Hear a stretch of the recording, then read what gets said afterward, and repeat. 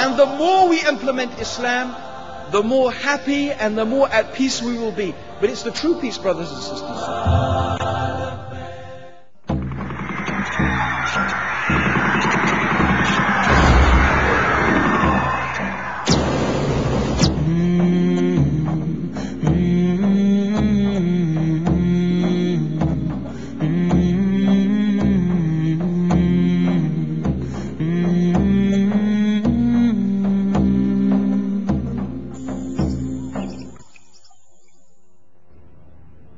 We look at the universe, we look at our world, we look at ourselves, and we see that this universe and this world and our own selves operates according to amazing laws. The most intricate and complicated and beautiful systems. The human brain is infinitely more complex and has a huge and really incredible, greater computing capacity than the world's fastest supercomputer. There are more connections in our brain than there are atoms in the universe. This is just a human brain. We look at the stars, the alternation of the night and the day. We look at our eyes, our liver, our heart, our kidneys. We look at the symbiotic relationship between the creatures, and not only the creatures, but the creatures, the animals, the insects, and even the sun and the air. And we find everything working according to a system. Now, human beings, our experience tells us that when we see the simplest thing, a pen, we know someone made this pen. Do you have any doubt that someone made this pen? Have any doubt? How about my mobile phone? Did someone make this?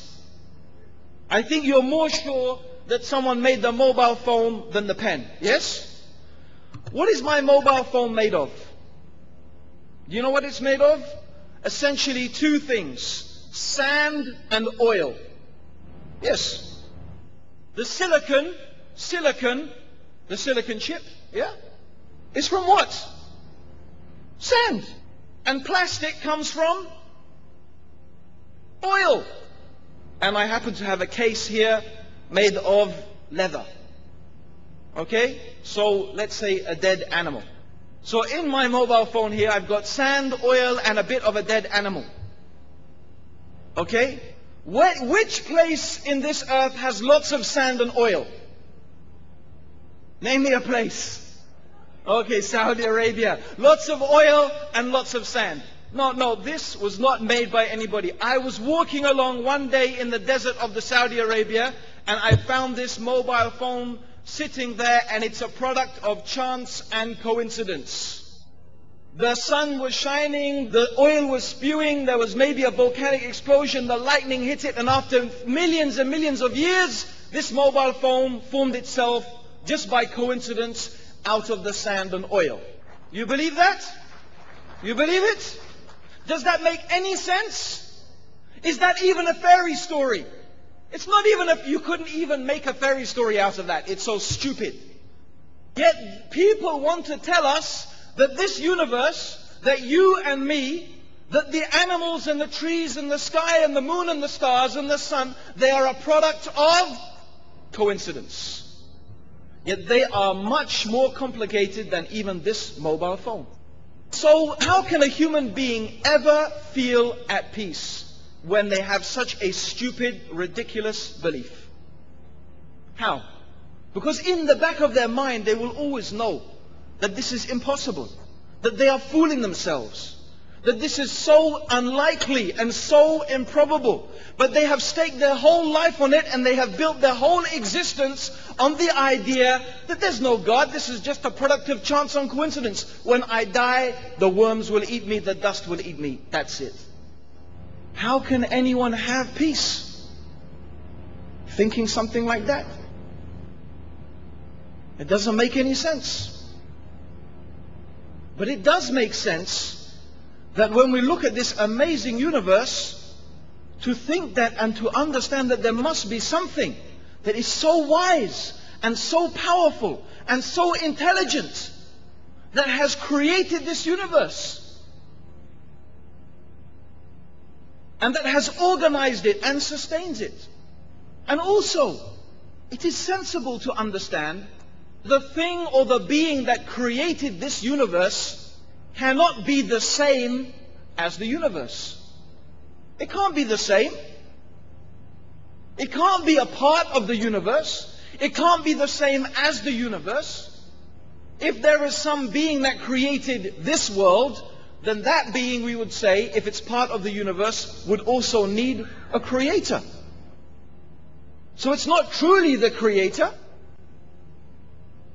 Sure, the mobile phone has been made by a human being. But if the mobile phone needs a human being to make it, the human being is even more in need of a creator. So the creator must be something different. It can't be the same as the universe. The creator must be something without a creator, without a beginning, without an end, everlasting. And there cannot be two creators. How could there be two creators? If there were two creators, the world and the universe would not exist. It would be confusion. It would be chaos.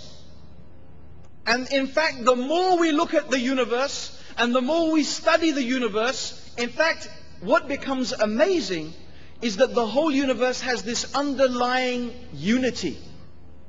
And in fact, science, when you really study it, shows us more and more that there must be one creator of this universe. And this is what Allah, He is telling us in the Quran. If you look and you see the signs in Allah's creation, the alternation of the night and the day, the camels upon which you ride, the ships on which you sail, in yourselves, on the furthest horizons, in these things are signs for those people who are wise and who understand. Therefore, the belief that is taught by Islam is one that makes so much sense. That there is one God who has created this universe, who sustains it and has brought it into existence, who is mighty and powerful and wise. And then again, the human being will ask themselves something. In fact, you'll find all human beings are asking themselves this question. Why am I here? What is it for? What is the reason of my existence? What is the purpose of my life? It's a very strange question, really. It's a very strange question. If I ask you, for example, what is your eye for? What's the eye? What is it for? Yeah, to see. Thank you. Okay? The eye is to see. And the nose is to smell. Okay. And these slippers, what are your shoes for? Huh? What do? They protect your feet. Protect your feet. Think about it. Every single part of your body has a purpose. Your shoes have a purpose. Your watch has a purpose. Your glasses have a purpose. If you study the creatures, you will find that each animal has a purpose and a special place in the creation.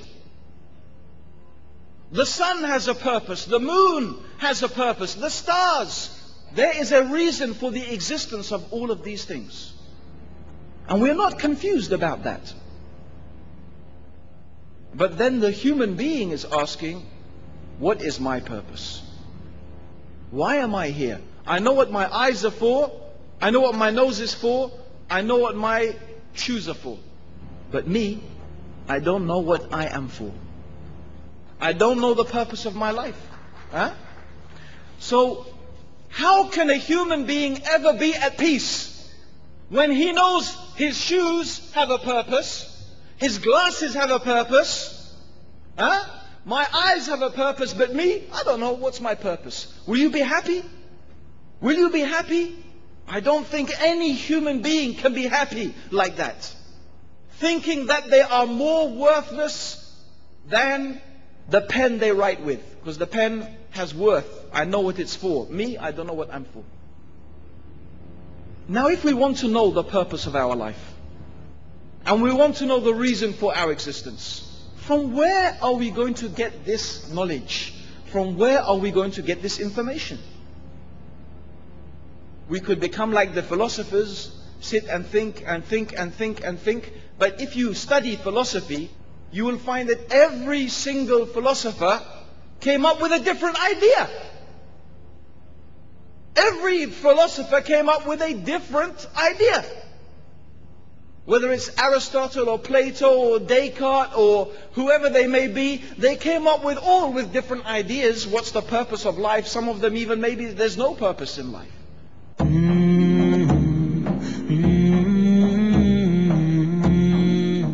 Ramadan beckons us to give our zakat, an important fard and a pillar of Islam.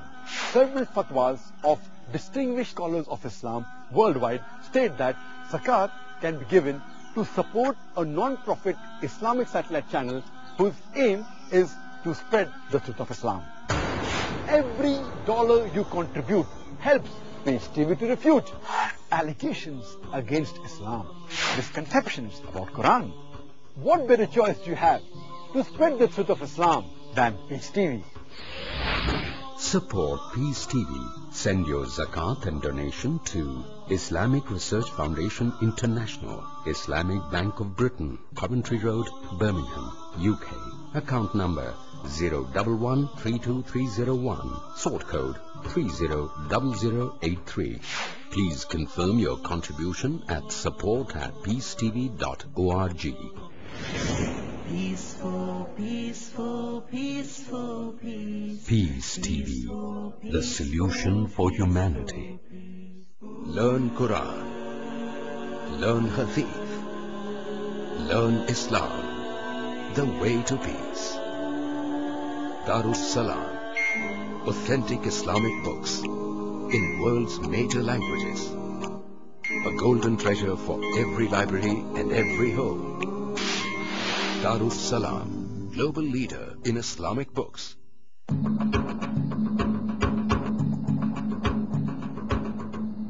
Dear brothers and sisters, Assalamu alaikum.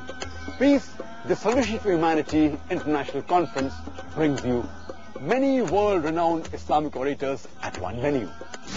Dr. Abu Amina Bilal Phillips, Yusuf Estes, Yasir Fazaga, Abdur Rahim Green, Dr. Jamal Badawi, Imam Siraj Wahaj, Hussein Yi, Salim Al-Amri, Dr. Zakir Naik, and many others. Discover and explore the various facets of Islam. Enjoy the experience and get enlightened. Peace, the Solution for Humanity International Conference at Somaya Grounds, Sign East, Mumbai, India.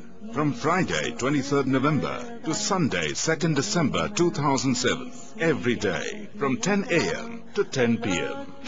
A unique exhibition on Islam, not to be missed.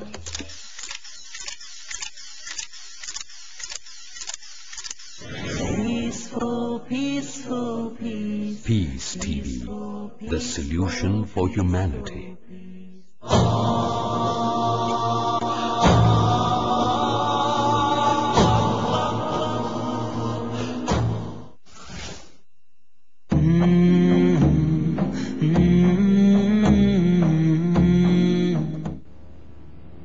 Now if we want to know the purpose of our life, and we want to know the reason for our existence, from where are we going to get this knowledge? From where are we going to get this information? We could become like the philosophers, sit and think and think and think and think. But if you study philosophy, you will find that every single philosopher came up with a different idea. Every philosopher came up with a different idea. Whether it's Aristotle or Plato or Descartes or whoever they may be, they came up with all with different ideas. What's the purpose of life? Some of them even maybe there's no purpose in life. Science will not answer this question. Where do we find the answer to this question? The answer to this question can only come from the one who created us. The one who created the human being. The one who made us knows the answer to this question. What the Creator made us for. Why are we here? What's our life for? What's the reason for our existence? And in fact, if you think about it, the only answer that will satisfy you 100% is when you know the one who made me told me this is why he made me. No other answer will make you really happy inside your heart. So if we want to know what is the purpose of life, we need that knowledge from God. We need that knowledge to come from our Creator. But how do we get that knowledge? What do we do? How do we get that knowledge? Now, people may suggest different things. Maybe God just left some book lying around somewhere with all that knowledge in it. Or maybe God teaches every single person that knowledge. But if you think about both of these things, there are many disadvantages to those type of concepts. For example, if you have a book, really in order to explain this book, in order to explain everything, will have to be very, very big. When I bought this mobile phone, I got something very important in the box with the mobile phone. Now, me, I'm not very well versed in technology. So something very important came with this mobile phone. Does anyone know what that thing was? Instruction manual. And believe me, it was a big instruction. It was thicker than this pad of paper. Big instruction manual. How about the human being? We are even more complicated than the mobile phone. How about our instruction manual? If we don't even know what is the purpose of our life, how about living the life? How about fulfilling the created purpose? We need guidance from the one who made us. My phone is made by Nokia. I don't need the book from Sony. I don't need the Panasonic book.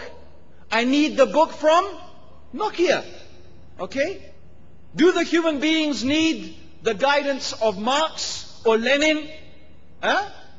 Do they need the guidance of some human being to tell them, live your life like this and like that? No, they didn't make us. What do we need their guidance for?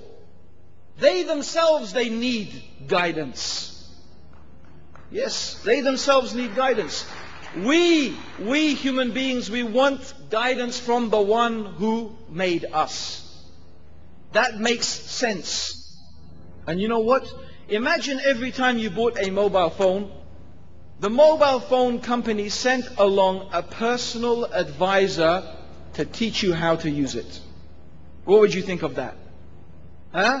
Good service. Yes? You would tell everyone, these guys are amazing. Not only do they give you the phone and the instruction manual, they send someone along to teach you exactly what to do. And he will stay with you until you know how to do it. That's great, huh? You have to admit, that's good.